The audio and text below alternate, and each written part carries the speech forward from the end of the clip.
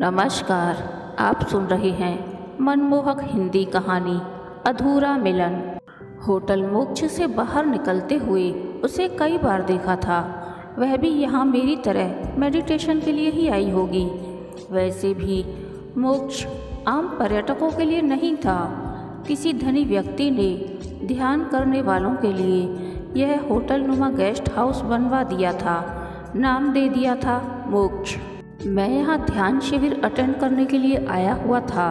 वैसे ध्यान करने की यह पहली शर्त होती है, अपने मन की गंदगी को ही दूर करना और अपने अंदर की शांति को ढूंढना। मगर जब से उसे देखा था तब से मेरा मन भटक रहा था, उसी के आगे पीछे। बहुत ही साधारण सी पतली दुबली गेहुआ रंग की एक सामान्य सी व्यक्तित्व की स्वामिनी थी वह। पर उस पर नज़र पड़ते ही न जाने मेरे भीतर कितने ख्यालातों ने जन्म ले लिया था। मैं उसी के बारे में जानना चाहता था। पता नहीं क्या यह मेरा पागलपन था या फिर पहली नज़र का प्यार। यूँ तो मेडिटेशन सेंटर के हॉल में किसी को नज़र उठाकर देखना मना है, लेकिन फिर भी आज उसे लेकर मेरा मन उसके प्रति उत्सुकता से भर गया था। मेडिटेशन सेंटर में आज हमारा आखिरी दिन था। ना जाने क्यों मैंने अपना शील भंग करते हुए चारों ओर नज़र दौड़ाई। वहां पहुंचने वालों में मैं सबसे पीछे था। सभी लोग अपने आसन में आसन हो चुके थे। मैं उसे ही ढूंढ रहा था। तभी मेरी नज़र उस पर पड़ी। दोनों आंखें बंद, पद्मासन में दोनों पैर और अपनी सीधी बाजुओं में ना जाने किन ख्यालों में खोई थी। क्या उसे परम सत्य को जानने की इतनी ही गहन इच्छा थी, या फिर वह अपने किसी पिछले सत्य से भागने की कोशिश कर रही थी मेरी तरह। मैं उसके बारे में जानकर ही रहूँगा। कल तो फिर हम सब लौट जाएंगे। दोपहर के बाद जब हम सब ध्यान शिविर से बाहर निकल गए तब आचार्य जी ने हम सब से कहा, 10 दिन का शिविर आज खत्म होता है। आप सभी साधक एक दूसरे से परिचय कर लीजिए। आज दिन के भोजन के बाद आप सब फ्री हैं। चाहें तो यहाँ के पर्यटन का आनंद ले सकते हैं। फिर कल तो सब लोग यहाँ से वापस लौट ही जाएंगे। आचार्य जी के कहते ही सबके बीच खुसुर फुसुर शुरू हो गई थी। मुश्किल से 30-35 लोग होंगे। सभी एक दूसरे का परिचय जानने की कोशिश कर रहे थे। दोपहर का भोजन बना हुआ था। मेरी नज़र उसी को तलाश रही थी। वह एक टेबल पर अकेले ही बैठे खा रही थी। ना जाने उसका दिमाग कहाँ खोया हुआ था। मैं अपनी प्लेट में खाना लेकर उसके पास पहुँचा और धीरे से बोला, हेलो, मैं मोहन, मैं यहाँ बैठ सकता हूँ?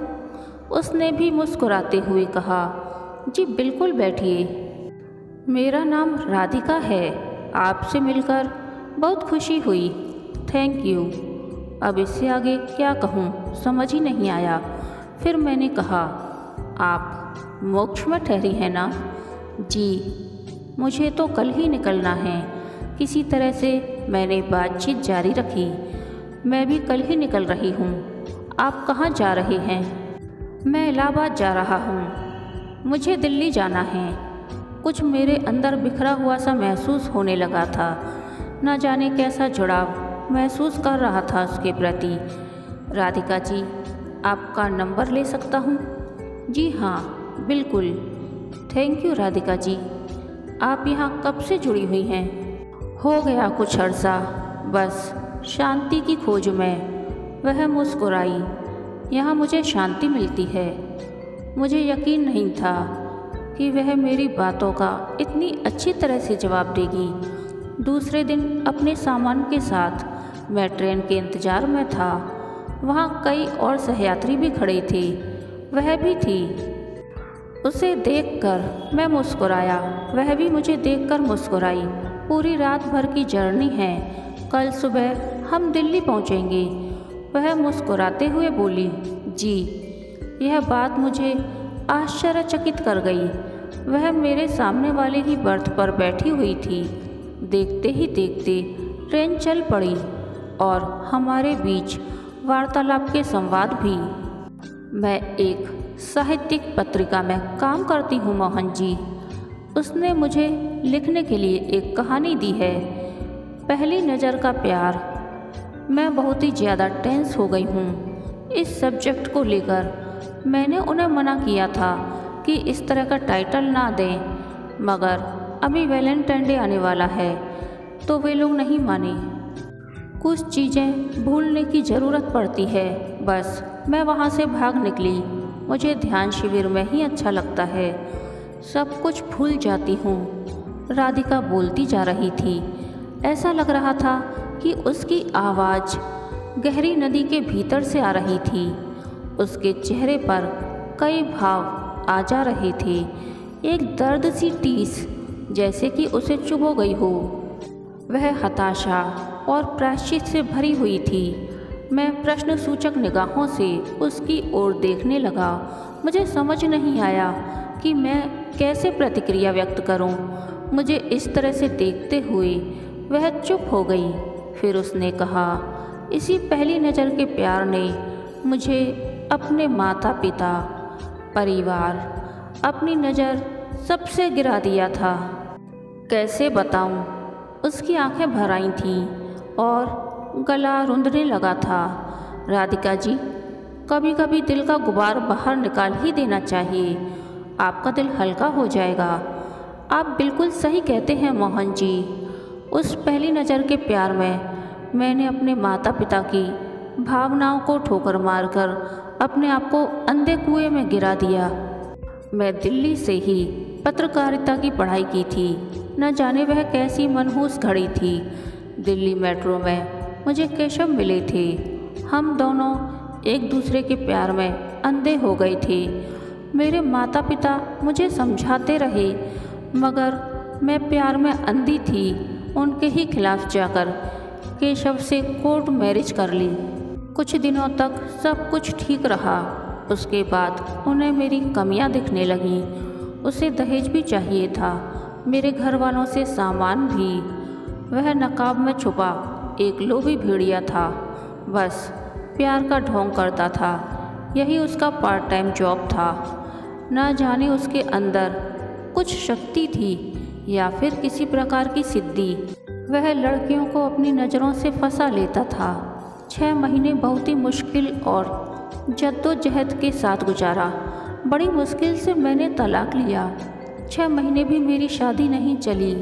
मैं वहाँ से निकलकर चली आई।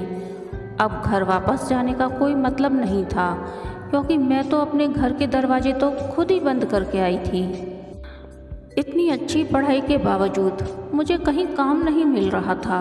बड़ी मुश्किल से मैंने यह साहित्यिक पत्रिका ज्वाइन की। यह 5 साल मैंने कैसे बिताए हैं मैं आपको बता नहीं सकती। मेरे परिवार में सब हैं, मगर मेरे साथ कोई भी नहीं। मैं कितनी अकेली हूँ। आज आपको देखा तो मेरे मन का गुबार निकल गया। थोड़ी देर तक चुप रहने के बाद उसने फिर से कहा, मुझे किसी ने इस मेडिटेशन सेंटर के बारे में बताया था। तब से मैं हमेशा ही यहाँ आया जाया करती हूँ। मुझे बहुत ही शांति मिलती है। राधिका ने अपनी ज़िंदगी के सारे पन्ने खोल कर रख दिए थे। मैं चुप हो गया। ऐसी ही कहानी तो मेरी भी थी, मगर मैं एक पुरुष था, इसीलिए मेरे परिवार वाले मुझे बायकॉट नहीं कर सकते थे। आज भी मीरा को याद कर मेरा दिल रो पड़ता है। पता नहीं ऐसी फिल्में ही क्यों बनती हैं जिसमें प्यार की कितनी अहमियत दिखाई जाती है, जबकि असल ज़िंदगी में ऐसा कुछ भी नहीं होता। प्यार का मतलब सिर्फ धोखा होता है। मैंने मीरा से सच्ची मोहब्बत की थी और उसने, खैर। मैंने अपनी भावनाओं को संभालते हुए राधिका को सांत्वना देते हुए कहा, ये जीवन है, इस जीवन का आपने सुना है ना। ऐसा कुछ भी नहीं राधिका जी, आप अपनी बीती बातें भूल जाइए। हमेशा अच्छा तो मिलता नहीं। दिल्ली के रेलवे स्टेशन पर जब ट्रेन रुकी तो उसने अपना सामान उठाया और अपना हाथ हिलाते हुए बोली, बहुत अच्छा लगा आपका साथ। ऐसा लगा सूखे पड़े हुए रेत में बारिश की बूंदें आ गिरी हैं। आई होप हम आगे भी बात करते रहेंगे। बिल्कुल, मैं भी उसे हाथ हिलाते हुए कहा। उसके जाने के बाद मैं बेचैन सा हो गया। ऐसा तो मीरा के साथ भी नहीं था। जब मैं कॉलेज में पढ़ता था तो वह मेरे साथ ही पढ़ती थी। घर में सभी लोग मेरी और मीरा की दोस्ती के अगेंस्ट थे, मगर मैं किसी की सुनने वालों में नहीं था। जैसे ही मेरी नौकरी लगी मैंने उससे प्रेम विवाह कर लिया था, मगर यह शादी टिक नहीं पाई। मेरे और मीरा दोनों के विचार ही मेल नहीं खाते थे। अंत में मुझे कोर्ट का ही सहारा लेना पड़ा। हम दोनों अलग हो गए। उसके जाने के बाद माँ ने कितनी ज़ोर ज़बरदस्ती की कि तुम एक अच्छी लड़की से शादी कर लो, पर मेरा दिल नहीं मान रहा था। एक मीरा काफ़ी है। मेरा दिल टूट गया था। लेकिन आज राधिका को देखकर न जाने मेरे अंदर कौन सी भावनाएं जन्म ले ली थीं। क्या यह प्यार है? मैंने अपने आप से सवाल किया। मेरे घर लौटने पर माँ ने मेरा खिला हुआ चेहरा देखकर बहुत ही खुशी से प्रतिक्रिया देते हुए कहा, क्या बात है मुन्ना, इस बार तो तू बहुत ही खुश नज़र आ रहा है। अरे कोई बात नहीं है माँ, तुम फ्रेश होकर आओ, मैं खाना लगाती हूँ। मैं नहा कर आया। माँ खाना लगाकर मेरा इंतज़ार कर रही थी। उन्होंने बहुत ही गंभीरता से कहा, देखो मुन्ना, अब तुम वयस्क हो चुके हो, अपनी नौकरी कर रहे हो। मैं ज़्यादा तो नहीं कहूँगी, बस उम्र का तकाजा ऐसा था। मैं तुम्हें दोष भी नहीं देना चाहती कि तुमने कोई गलती की, मगर अब मीरा को याद कर तुम कितने दिनों तक ऐसे ही रहोगे। आज माँ की बातें मुझे मेरे कानों में चुभ नहीं रही थी। तब तक राधिका का फ़ोन मेरे मोबाइल पर बजने लगा। ताज्जुब है, किसी लड़की का फ़ोन आ रहा है, वह भी तेरे मेडिकल सेंटर से लौटने के बाद। राधिका से बात करने के बाद माँ से मैंने कहा, माँ यह भी एक साधिका है, मुझे वहाँ मेडिटेशन सेंटर में मिली थी, बहुत ही अच्छी है। वह भी मेरी तरह ही प्यार में धोखा खाई हुई है।